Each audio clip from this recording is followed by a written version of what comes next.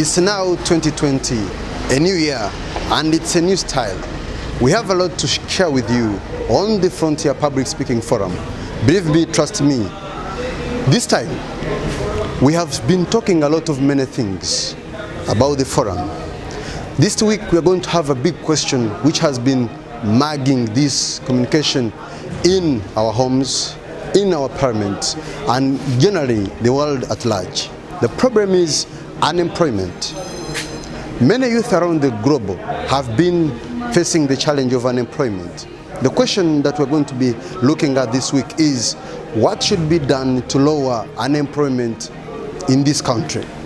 Youth have been educated, that's true. Youth have got the skills which they need to get a job, but still they are unemployment.